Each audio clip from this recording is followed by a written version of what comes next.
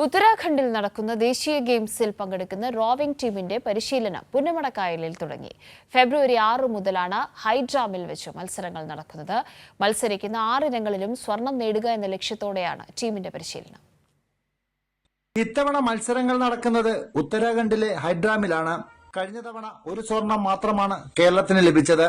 എന്നാൽ ഇത്തവണ മത്സരിക്കുന്ന എല്ലാ വിഭാഗങ്ങളിലും ടീം സ്വർണം നേടുമെന്ന പ്രതീക്ഷയിലാണ് പരിശീലകരും കായിക താരങ്ങളും. നമ്മുടെ മത്സരം ഫെബ്രുവരി 2 മുതൽ 5 വരെയാണ്. 5-നാണ് ഫൈനൽ. നമ്മൾ പരിശീലനവും നല്ല രീതിയിൽ നടന്നുകൊണ്ടിരിക്കുന്നു. നമ്മൾ എല്ലാ ഇവന്റിലും 5 ഇവന്റിലും നമ്മൾ ഗോൾഡാണ് പ്രതീക്ഷിക്കുന്നത്.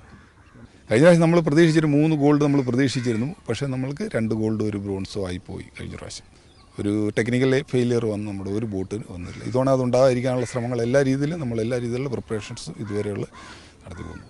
കഴിഞ്ഞ 2 ആഴ്ചയിലധികമായി പുന്നമടക്കായലിൽ രാവിലെയും വൈകിട്ടും തീവ്ര പരിശീലനത്തിലാണ് കായിക താരങ്ങൾ.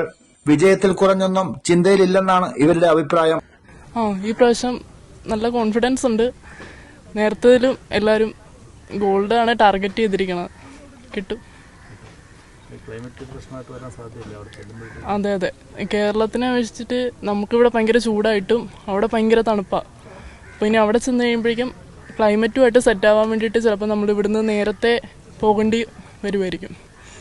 ഇതാണെങ്കിൽ കുറച്ചും കൂടെ നന്നായിരുന്നു. സ്പോർട്സ് അതോറിറ്റി ഓഫ് ഇന്ത്യയും സംസ്ഥാന സ്പോർട്സ് കൌൺസിലിന്റെയും പരിശീലകരാണ് കേരള ടീമിനെ പരിശീലിപ്പിക്കുന്നത്.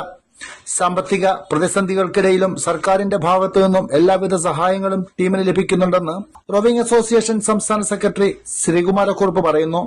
നമുക്ക് എല്ലാവരും കൂടി ഇപ്പോൾ 34 പേര് പരിശീലനം നടക്കുന്നുണ്ട്.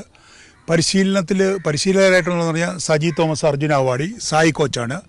എൽബിൽസൺ തമ്പി സ്പോർട്സ് കൗൺസിലിൻ്റെ കോച്ചാണ്.